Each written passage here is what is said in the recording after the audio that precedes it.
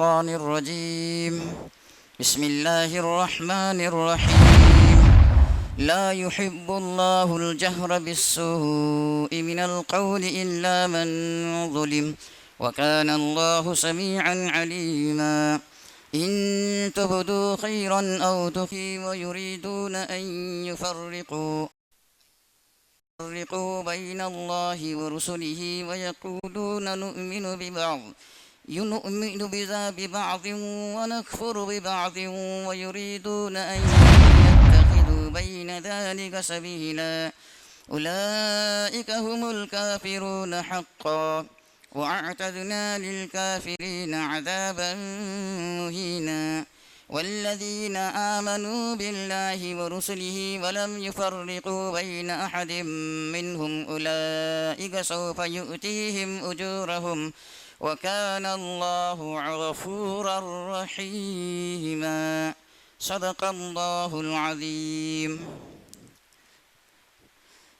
اللہ تعالیٰ بری بات کے ظاہر کرنے کو پسند نہیں فرماتا سوائے اس شخص کے جس پر ظلم کیا گیا ہو، اور اللہ سننے والا جاننے والا ہے۔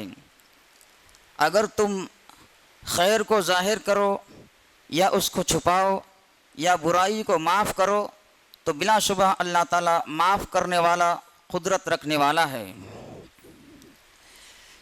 بلا شبہ جو لوگ اللہ تعالیٰ اور اس کے رسولوں کے ساتھ کفر کرتے ہیں اور چاہتے ہیں کہ اللہ اور اس کے رسولوں کے درمیان تفریق کریں اور کہتے ہیں کہ ہم بعض پر ایمان لاتے ہیں اور بعض کے ساتھ کفر کرتے ہیں اور چاہتے ہیں کہ اس کے درمیان راہ تجویز کر لیں، یہ وہ لوگ ہیں جو یقیناً کافر ہیں، اور ہم نے کافروں کے لیے ذلیل کرنے والا عذاب تیار کیا ہے۔ اور جو لوگ ایمان لاتے ہیں اور اللہ تعالیٰ اور اس کے رسولوں پر اور ان میں کسی کے درمیان تفریق نہیں کرتے، یہ وہ لوگ ہیں کہ عنقریب اللہ تعالیٰ ان کو ان کے اجر عطا فرمائے گا، اور اللہ تعالیٰ بخشنے والا مہربان ہے۔ پہلی آیت میں بیان فرمایا گیا کہ بری بات کا بیان کرنا، پھیلانا اور تجھ مجھ سے کہتے ہوئے پھرنا اللہ تعالیٰ کو پسند نہیں ہے۔ ہاں، اگر کسی پر ظلم ہوا ہو تو وہ اپنی مظلومیت ظاہر کرنے کے لیے ظالم کا ظلم اور زیادتی بتائے تو یہ جائز ہے۔ اس کا فائدہ یہ ہوگا کہ ظالم کو مقابلے میں مظلوم کی مدد بھی ہو جائے گی، اور خود ظالم کو بھی اپنی زیادتی اور بدنامی کا احساس ہوگا، جس کی وجہ سے وہ ظلم سے باز آ جائے گا۔ مفسر ابن کثیر رحمۃ اللہ علیہ نے اس آیت کے ذیل میں حضرت ابو ہریرہ رضی اللہ عنہ سے ایک واقعہ نقل کیا ہے کہ ایک شخص رسول اللہ صلی اللہ علیہ وسلم کی خدمت میں حاضر ہوا۔ اس نے عرض کیا کہ میرا ایک پڑوسی ہے جو مجھے تکلیف دیتا ہے۔ آپ نے فرمایا تو اپنا سامان نکال کر راستے میں رکھ دے۔ چنانچہ اس شخص نے ایسا کیا۔ اب ہر وہ شخص جو وہاں سے گزرتا تھا پوچھتا تھا کہ کیا بات ہے، تم نے سامان یہاں کیوں ڈالا؟ وہ کہتا تھا کہ میرا پڑوسی مجھے تکلیف دیتا ہے۔ اس پر گزرنے والے اس کے پڑوسی پر لعنت بھیجتے تھے اور اس کی رسوائی کے لیے بد دعا کرتے تھے۔ نتیجہ یہ ہوا کہ اس کا پڑوسی آیا اور کہنے لگا تم اپنے گھر واپس چلے جاؤ، اللہ عز و جل کی قسم میں تمہیں کبھی تکلیف نہیں پہنچاؤں گا۔ آیت کے عموم میں یہ سب باتیں شامل ہیں کہ کسی کی غیبت کی جائے، کسی پر بہتان باندھا جائے، کسی کے عیب اور گناہ کو تجھ مجھ سے بیان کیا جائے، یہ سب چیزیں حرام ہیں۔ اگر کسی کا کوئی عیب اور گناہ معلوم ہو جائے تو اس کی پردہ پوشی کرے، نہ کہ یہ اسے اڑائے اور ادھر پہنچائے۔ بہت سے لوگوں کو غیبت کرنے اور دوسروں کی پردہ دری کرنے اور گناہوں کو مشہور کرنے اور ادھر ادھر لیے پھرنے کا ذوق ہوتا ہے۔ ایسے لوگ اپنی بربادی کرتے ہیں اور آخرت میں اپنے لیے عذاب تیار کرتے ہیں۔ اگر کسی شخص کے کوئی زیادتی ہو جائے، اول تو بہتر یہ ہے کہ اسے معاف کر دے، اور اگر معاف کرنے کی ہمت نہیں ہے تو بدلہ لے سکتا ہے۔ معلوم ہوا کہ مظلومیت کا بدلہ بقدر مظلومیت ہی لیا جا سکتا ہے۔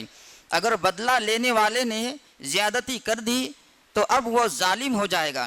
حضرت ابو ہریرہ رضی اللہ عنہ سے روایت ہے کہ رسول اللہ صلی اللہ علیہ وسلم نے ارشاد فرمایا کہ آپس میں گالی گلوچ کرنے والے جو کچھ کہیں ان سب کا گناہ اس پر ہے جس نے گالی گلوچ شروع کی تھی، جب تک کہ مظلوم زیادتی نہ کرے۔ رواہ مسلم۔ جب مظلوم نے زیادتی کر دی تو وہ بھی گناہ گار ہوگا، کیونکہ جتنی بدلے کی اجازت تھی وہ اس سے آگے بڑھ گیا۔ پہلی آیت کے ختم پر فرمایا کہ وَكَانَ اللَّهُ سَمِيعًا عَلِيمًا، اور اللہ تعالیٰ سننے والا جاننے والا ہے۔ جو بھی کوئی شخص بری بات کو پھیلائے گا، اچھے برے کلمات کہے گا، اس کی باتیں اللہ تعالیٰ سنتا ہے، اور جو بھی کوئی شخص کسی پر ابتداءً جواباً ظلم و زیادتی کرے، اللہ تعالیٰ شانہ اس کا علم اللہ تعالیٰ شانہ سب کے درمیان فیصلے فرما دے گا۔ اگر مظلوم نے معاف نہ کیا تو دوسری آیت میں فرمایا ان تبدوا خیرا او تخفوه او تعفو عن سوء فإن اللہ کان عفوا قدیرا، اگر تم خیر کو ظاہر کرو یا اس کو چھپاؤ یا برائی کو معاف کرو، بلا شبہ اللہ تعالیٰ معاف فرمانے والا قدرت رکھنے والا ہے۔ اس آیت میں یہ بیان فرمایا کہ جو بھی خیر کا کام کرو گے، ظالم ظاہر ہو یا پوشیدہ، عبادت بدنی ہو یا مالی، یا کسی ظلم و زیادتی کو معاف کر دو گے تو اللہ تعالیٰ معاف کرنے والا ہے، قدرت والا ہے، تمہارے اعمال کا بدلہ دینے پر قادر ہے، اور وہ معاف کرنے والا بھی ہے۔ معاف کرنا بھی بہت بڑا نیک عمل ہے۔ سورہ نور میں فرمایا وَلْيَعْفُوا وَلْيَصْفَحُوا أَلَا تَجْزَوْنَ أَن يَغْفِرَ اللَّهُ لَكُمْ وَاللَّهُ غَفُورٌ رَحِيمٌ، اور چاہیے کہ معاف کرے اور درگزر کرے۔ کیا تم یہ پسند نہیں کرتے کہ اللہ تمہاری مغفرت فرمائے، اور اللہ غفور الرحیم ہے۔ جو شخص معاف کر دیتا ہے اللہ تعالیٰ شانہ کے یہاں اس کا بڑا مرتبہ ہے، یہ دنیا و آخرت میں اس کی عزت بڑھنے کا سبب بن جاتا ہے۔ حضرت ایک صحابی رضی اللہ تعالیٰ عنہ سے روایت ہے کہ رسول اللہ صلی اللہ علیہ وسلم نے ارشاد فرمایا کہ 3 چیزیں ہیں جنہیں میں قسم کھا کر بیان کرتا ہوں۔ وہ 3 یہ ہیں کہ صدقے کی وجہ سے کسی بندے کا مال کم نہیں ہوگا، اور جس کسی بندے پر کوئی ظلم کیا گیا، جس پر اس نے صبر کر لیا، تو اللہ جل شانہ اس کی عزت بڑھا دے گا، اور جس کسی نے مخلوق سے سوال کرنے کا دروازہ کھول دیا تو اللہ تعالیٰ اس پر تنگدستی کا دروازہ کھول دے گا، یعنی وہ ہمیشہ فقیر ہی رہے گا۔ جس قدر بھی مال جمع کرے اس کا فقر ختم نہیں ہوگا۔ رواہ الترمذی وقال حدیث صحیح۔ حضرت ابو ہریرہ رضی اللہ عنہ سے روایت ہے کہ رسول اللہ صلی اللہ علیہ وسلم نے ارشاد فرمایا کہ موسیٰ علیہ السلام نے بارگاہ خداوندی میں عرض کیا کہ اے رب، تیرے نزدیک بندوں میں سب سے بڑا عزت والا کون ہے؟ اللہ تعالیٰ نے ارشاد فرمایا کہ یعنی جو شخص قدرت ہوتے ہوئے معاف کر دے وہ اللہ عز و جل کے نزدیک سب سے زیادہ عزت والا ہے۔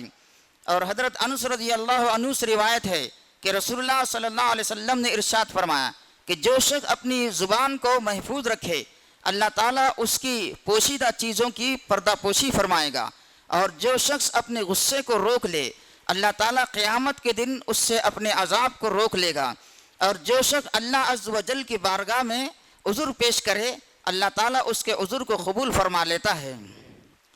دوسری آیت میں فرمایا، صاحب معالم التنزیل میں لکھتے ہیں کہ ان الذین یکفرون باللہ ورسلہ، یہودیوں کے بارے میں نازل ہوئی۔ یہ لوگ حضرت موسیٰ علیہ السلام پر ایمان لائے اور توریت پر ایمان لائے، اور حضرت عزیر علیہ السلام پر ایمان لائے، اور حضرت عیسیٰ علیہ السلام پر اور حضرت سیدنا محمد رسول اللہ صلی اللہ تعالیٰ علیہ وسلم پر ایمان نہ لائے، ان کے ساتھ کفر کیا اور انجیل اور قرآن کے بھی منکر ہوئے۔ ان لوگوں نے ایسا راستہ نکالا کہ اللہ عز و جل پر تو ایمان لائے اور اس کے رسولوں میں سے بعض پر ایمان لائے اور بعض کا انکار کرے۔ جو شخص صرف اللہ پر ایمان لائے اور کسی رسول پر ایمان نہ لائے یہ بھی کفر ہے، یہ اللہ تعالیٰ اور اس کے رسولوں کے درمیان تفریق کرنا ہے، اور بعض رسولوں پر ایمان لائے اور بعض کا انکار کرے یہ بھی تفریق ہے، کیونکہ کسی ایک رسول کا انکار کرنا بھی کفر ہے۔ صاحب روح المعانی نے حضرت قتادہ سے نقل کیا ہے کہ آیت شریفہ میں یہود و نصارہ دونوں کا ذکر ہے۔ یہودیوں نے حضرت عیسیٰ علیہ السلام کی نبوت و رسالت کا انکار کیا، اور یہود و نصارہ حضرت سیدنا محمد رسول اللہ صلی اللہ علیہ وسلم کی نبوت و رسالت کے منکر ہوئے۔ اللہ تعالیٰ کا جو دین ہے اسے دونوں جماعتیں چھوڑ بیٹھیں۔ اللہ تعالیٰ کے ہر نبی پر ایمان لانا فرض ہے۔ جن لوگوں نے کسی بھی نبی کا انکار کیا ان کے بارے میں اللہ تعالیٰ نے فرمایا اولئک ھم الکافرون حقا، کہ یہ وہ لوگ ہیں جو پکے کافر ہیں، ان کے کفر میں کوئی شک نہیں ہے۔ اور فرمایا وَأَعْتَدْنَا لِلْكَافِرِينَ عَذَابًا مُهِينًا، کہ ہم نے کافروں کے لیے ذلیل کرنے والا عذاب تیار کیا ہے۔ اہل کفر کا کفر ذکر فرمانے کے بعد اہل ایمان کا تذکرہ فرمایا، اور فرمایا کہ جو لوگ اللہ پر ایمان لائے اور اس کے سب رسولوں پر ایمان لائے اور کسی بھی رسول کا انکار کر کے تفریق کرنے والے نہ بنے، یعنی خاتم النبیین صلی اللہ علیہ وسلم کے امتی، یہ لوگ بڑے بڑے ثوابوں کے مستحق ہیں۔ اللہ تعالیٰ ان کو ثواب عطا فرمائے گا۔ مسلمانوں کے بارے میں سورہ بقرہ کے ختم کے قریب ارشاد فرمایا آمن الرسول بما انزل الیہ من ربہ والمؤمنون کل آمن باللہ وملائکتہ وکتبہ ورسلہ لا نفرق بین احد من رسلہ، ایمان لائے رسول اس پر جو ان کی طرف نازل کیا گیا ان کے رب کی طرف سے، اور مومنین بھی ایمان لائے، سب ایمان لائے اللہ پر اور اس کے فرشتوں پر اور اس کی کتابوں پر اور اس کے رسولوں پر۔ انہوں نے کہا کہ ہم تفریق نہیں کرتے اللہ کے رسولوں میں سے کسی کے درمیان میں بھی۔ در حقیقت ایمان جبھی متحقق ہوتا ہے اور اللہ کے نزدیک معتبر ہوتا ہے جبکہ تمام ایمانیات پر ایمان لایا جائے۔ کوئی شخص فرشتوں کا منکر ہو، یوم آخرت کا منکر ہو، قرآن کی کسی آیت کا منکر ہو، کسی شاعر اسلام کا منکر ہو، کسی بھی رسول کی رسالت اور کسی بھی نبی کی نبوت کا منکر ہو، وہ اللہ کے نزدیک کافر ہوگا، اگرچہ اللہ تعالیٰ کو مانتا ہو۔ اللہ پر ایمان لانے میں وہ سب چیزیں شامل ہیں جن پر ایمان لانے کا اللہ تعالیٰ نے اپنے رسولوں اور کتابوں کے ذریعے حکم فرمایا ہے۔ یہ اہل اسلام ہی کی امتیازی شان ہے کہ وہ اللہ تعالیٰ کے تمام نبیوں اور رسولوں پر ایمان لاتے ہیں اور تمام انبیاء اکرام علیہم السلام کی توقیر کرتے ہیں۔ جس طرح انہیں یہ گوارا نہیں کہ حضرت خاتم النبیین صلی اللہ علیہ وسلم کی شان میں شان اقدس میں کوئی نازبہ کلمہ کہا جائے، اسی طرح انہیں یہ بھی گوارا نہیں کہ سیدنا موسیٰ علیہ السلام اور سیدنا عیسیٰ علیہ السلام یا کسی بھی رسول یا نبی کے بارے میں کوئی نازبہ بات کہی جائے۔ نصارہ کے پاس موجودہ انجیلیں ہیں اور ان میں سیدنا عیسیٰ علیہ السلام یا ان سے پہلے کسی بھی نبی کے بارے میں کوئی نازبہ بات آ گئی تو اس پر مسلمانوں نے انہیں متنبہ کیا اور انہیں بتایا کہ یہ رسول اور نبی کی شان کے خلاف ہے، اور دنیا میں جب کبھی کسی فرد یا جماعت کی طرف سے کوئی ایسی بات اٹھتی ہے جس سے کسی بھی نبی کی شان میں کوئی حرف آتا ہو تو الحمدللہ مسلمان ہی خدائی فوجدار بن کر اس کے مقابلے کے لیے کھڑے ہو جاتے ہیں۔ اللہ تعالیٰ مجھے اور آپ کو عمل کرنے کی توفیق عطا فرمائے۔